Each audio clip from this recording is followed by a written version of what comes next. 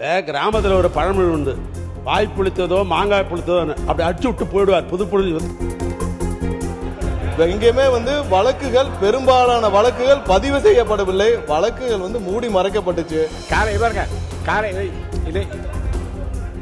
இல்ல காலையிலே இல்ல நான் சொல்லிடுறேன். உட்கார உட்கார போதும்.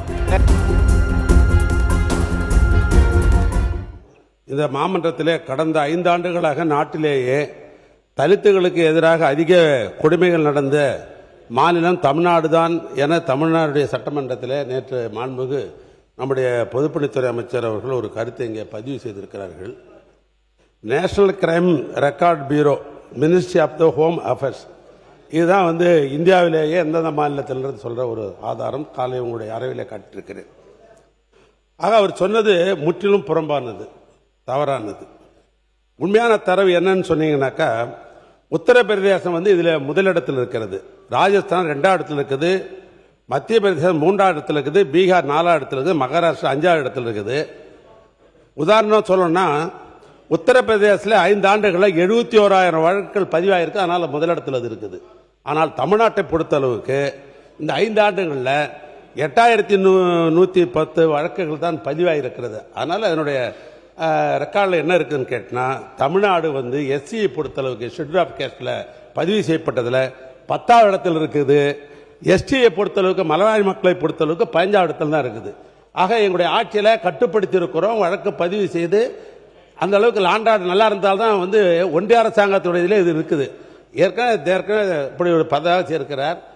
கிராமத்தில் ஒரு பழமொழி உண்டு, வாய் புளித்ததோ மாங்காய் புளித்ததோ அப்படி அடிச்சு விட்டு போயிடுவார். புதுப்புழு உத்தரா மாண்புமிகு பேரவைத் தலைவர் இல்லை, நேற்று அவர் அவருடைய டேட்டாவை கொடுத்து முடிச்சிட்டார். ஏதோ சொன்னார் எல்லா வழக்குகளும் வழக்கெல்லாம் பதிவு செய்யப்படவில்லை. கடந்த ஆட்சி காலத்தில் அப்போ இருந்த ஒரு ராமநாதபுரம் அமைச்சரே ஒரு தாசில்தாரை, அவர் பட்டியலினத்தை சேர்ந்தவரை, அவரை உள்ள கண்ணியம் இல்லாமல் பேசி அவர் கன்னத்தில் அரைஞ்சு வழக்கெல்லாம் பதிவு செய்யப்படவில்லை. எங்கேயுமே வழக்குகள், பெரும்பாலான வழக்குகள் பதிவு செய்யப்படவில்லை. வழக்குகள் மூடி மறைக்கப்பட்டுச்சு. வழக்குகள்லாம் சப்ரஸ் பண்ணப்பட்டுச்சு. அதை குறித்து நாங்கெல்லாம் பயங்கரமா அப்போ போராட்டத்துக்கும் எல்லாத்துக்கும் அறிவிச்ச பிறகும் இலாக்கா தான் மாற்றப்பட்டது. ஒரு அமைச்சர் மீது ஒரு பட்டியலினத்தை சேர்ந்த ஒரு தாசில்தார் புகார் கொடுத்தும் இலாக்கா தான் மாற்றப்பட்டுச்சே தவிர்த்து அவர் மீது வழக்கெல்லாம் பதிவு செய்யப்படவில்லை. எல்லா வழக்குகளும் பதிவு செய்திருந்தால் அப்போதே முதன்மை இடத்துக்கு வந்திருக்கும். முடிந்த விஷயங்களை எப்போதும் பேசி பேசி இது மாதிரியான தேவையில்லாத விவாதங்களை கொண்டு வர வேண்டாம். உறுப்பினர் ஏவாவேல் அவர்கள் உட்காருங்க, காலையில அந்த ஆதாரங்களை என்னை காட்டி நான் தான் சொல்றேனுங்க. உட்காருங்க, இல்ல இருங்க, உட்காருங்க, இல்ல நான் சொல்லி முடிக்கலையே. காலை இருங்க இருங்க இருங்க இருங்க இல்ல இல்ல இங்க வாங்க. காலை பாருங்க, காலை இல்ல இல்ல காலையிலே இல்ல நான் சொல்லிடுறேன்.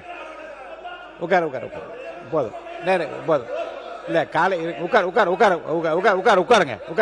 காலையிலே ஒரு உறுப்பினர் என்ன பேச விடுங்க. உட்காருங்க. No, I am not allowing you to speak. உட்காருங்க, நான் சொல்லி முடிச்சிடுறேன். உட்காருங்கன்னா உட்காரணும். உட்காருங்க. உறுப்பினர் ஏவா வேலு அவர்கள் காலை இந்த ஆதாரத்தை காட்டினார். ஏற்புடைய ஆதாரமாக இருந்ததால் காட்டுங்கள் என்று சொல்லிவிட்டேன். நேற்று பொதுப்பணித்துறை அமைச்சர்கள் சொன்னிய ஆதாரத்தை ஒட்டி உங்கள் ஆதாரத்தை காட்டி இருக்கின்றீர்கள். அது அவை குறிப்பில் இருக்கும். அது தண்டி வேறு விவாதங்கள் வேண்டாம்.